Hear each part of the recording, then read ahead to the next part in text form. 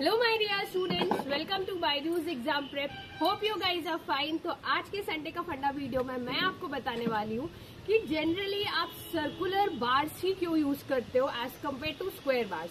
तो मैं आप एक बार राउंड करके देख सकते हैं कि मैं एक बिल्डिंग साइड पे खड़ी हुई हूँ और यहाँ पर आप देख रहे हो कि यहाँ पर जिसको आप बोलते हो सरिया, जिसको आप बोलते हो छड़, जिसको आप बोलते हो स्टील बार्स, तो यहाँ पर काम भी चल रहा है। तो ये आप सर्कुलर बार्स ही क्यों प्रोवाइड करते हो? यहाँ पे कंस्ट्रक्शन साइट पे सर्कुलर बार्स रखी गई है, तो इसके क्या क्या रीजन हो सकते हैं? अगर आपको पता है तो पहले वीडियो को पॉज करके कमेंट सेक्शन में कमेंट कीजिए। नेक्स्ट कमिंग फर्दर, कुछ सिंपल चीजें हैं जो आपको पता होना चाहिए जब आप बात करते हो इन सर्कुलर बार्स के बारे में।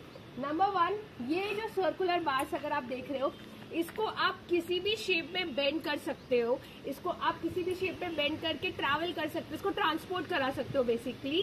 तो ये इसका सबसे पहला बेसिक एडवांटेज निकल के आता है। नंबर 2, अगर मैं इसकी बात करूं तो यहाँ पर अगर आप देखोगे, जैसे कि मैं आपको ये वाला बार है, इसको थोड़ा जूम करते हैं, तो अगर आप ये देखोगे बहुत हैवी है, इधर नीचे जूम करके, तो ये एक्चुअली सर्कुलर बार्स है। तो इसके में स्ट्रेस कंसंट्रेशन जो होता है वो यूनिफॉर्मली यहाँ पर आपको देखने को मिलता है कि जो लोड डिस्ट्रीब्यूशन होता है वो इक्वल होता है। तो स्ट्रेस कंसंट्रेशन किसी एक पॉइंट पे ना होके यूनिफॉर्मली डिस्ट्रीब्यूटेड हो जाता है। नेक्स्ट अगर मैं बात करूं तो ऐसा नहीं बोला जाएगा कि ये कोरोजन रेजिस्टेंस है, बट अगर स्क्वायर बार्स के कंपैरिजन में कंपेयर करूं तो यहाँ पे लेस एरिया है जो कि एक्सपोज टू मॉइस्चर होता है, तो सर्कुलर कॉलम्स इसलिए कोरोजन रेजिस्टेंस होती है। इसके बाद अगर मैं बात करूं तो इसकी डक्टिलिटी बहुत ज्यादा निकल के आती है, ड्यूरेबिलिटी बहुत ज्यादा निकल के आती है। बट अगर नॉर्मल आप अपना घर बनाते हैं तो जनरली आप जैसे ऊपर देख सकते हैं स्क्वायर या रेक्टेंगल कॉलम्स ही आप यूज करते हो, ठीक है, as compare to circular columns. Circular columns aesthetic point of view के लिए अच्छा है, ठीक है, डमी कॉलम्स बनाने के लिए अच्छा है। बट अगर आप अपने घर बनाते हो तो उसमें सर्कुलर बार्स आप यूज करते हो, बट कॉलम्स के लिए हम लोग स्क्वायर रेक्टेंगुलर रिफर करते हैं, ठीक है। अब चलती हूँ मैं सीधे, आपको लेके चलती हूँ स्टूडियो में जहां पर इसकी और डिटेल्ड एनालिसिस आपको बताती हूँ। Hello everybody, so I guess आपने फील्ड में तो देख लिया कि सर्कुलर बार्स ही प्रोवाइड किए जाते हैं, बट कुछ इसके इंजीनियरिंग एस्पेक्ट्स को भी डील करते हैं। So guys let's start. सबसे पहले अगर मैं बात करूं तो अगर आप न्यू है चैनल में and if you don't know about me you can go through my profile and चलते हैं आगे की बात। तो गाइज सबसे पहले अगर मैं बात करती हूँ तो हैंडलिंग और बेंडिंग की बात, अगर आपने देखा होगा कि जो आप फील्ड्स में भी देखते हो, साइड पे देखते हो, ये जनरली ऐसे फोल्ड करके रखे जाते हैं आपके सर्कुलर बार्स। तो इनकी जो हैंडलिंग और बेंडिंग होती है ना, ये बहुत ही इजी होती है एज कम्पेयर टू कोई अदर शेप्स की। अगर मैं बात करूं, इसका मैं आपको ना एक बना के भी दिखाती हूँ। जैसे कि अगर ये स्क्वायर है, ठीक है, और ये आपका सर्कुलर है, तो अगर आप जब स्क्वायर कॉलम को बेंड करोगे तो यहाँ पर इन पॉइंट्स पर आप देखोगे कि स्ट्रेस कंसंट्रेशन की वजह से फेलियर होने के चांसेस बढ़ जाते हैं।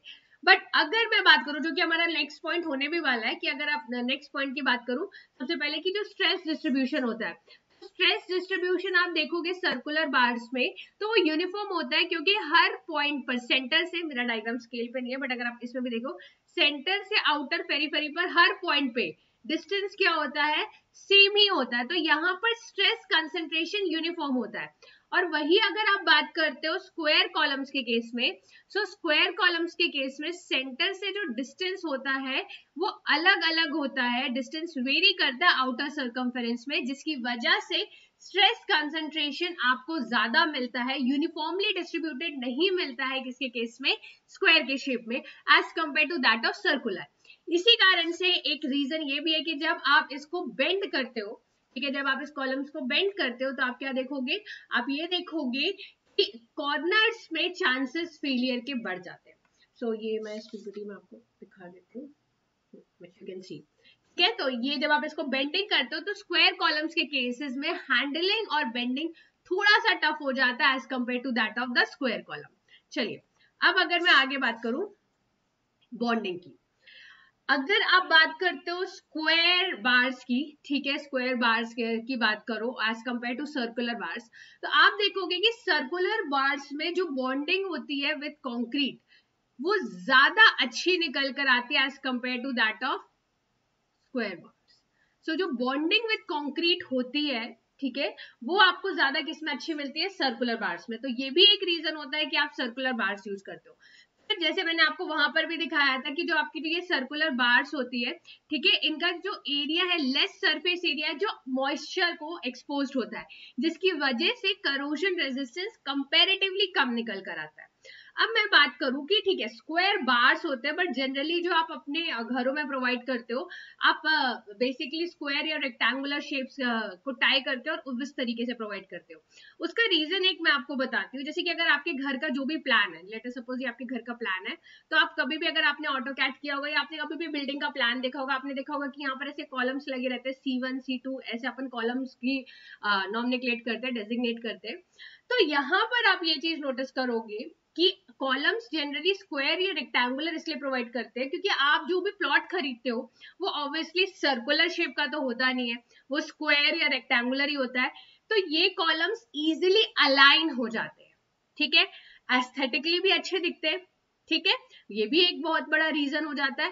तो फिर मैम हमने तो कहीं कहीं पे सर्कुलर कॉलम्स भी देखे। देखिए अगर आप देखो वो पिलर्स टाइप, अगर आप बड़े बड़े म्यूजियम्स वगैरह में जाते हो तो उस चीज के लिए, बट अगर आप नॉर्मली घरों में बात करते हो तो जनरली जैसे मैंने आपको दिखाया था आज की साइट में कि जहाँ घर में भी, तो वहां पर आप उसको स्क्वायर शेप्स का प्रोवाइड करते हो ताकि वो इजिली अलाइन हो जाए प्लान के साथ, ठीक है।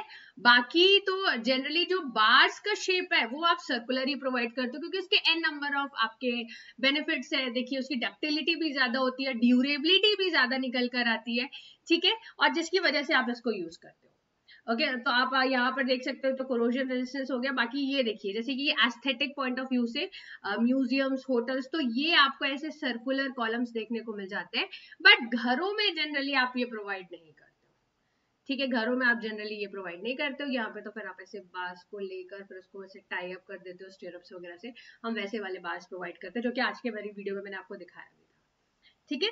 सो गाइस इसीलिए जनरली सर्कुलर बार्स, और ये क्वेश्चंस ना सिर्फ आपके टिक द करेक्ट स्टेटमेंट्स के इंपॉर्टेंट है, ये क्वेश्चन बहुत बार इंटरव्यू में भी पूछा जा चुका है। सो आई गेस अब आपको रीजन पता चल गया होगा कि ऐसा क्यों होता है। और ऐसे ही और मजेदार वीडियोस के लिए सब्सक्राइब कीजिए बायजूस एग्जाम प्रेप को। और अगर आप चाहते हो कि कोई ऐसा वीडियो जिसके ऊपर हमें वीडियो बनाना चाहिए, कोई ऐसा टॉपिक, तो guys do let me know that also. Thank you everybody.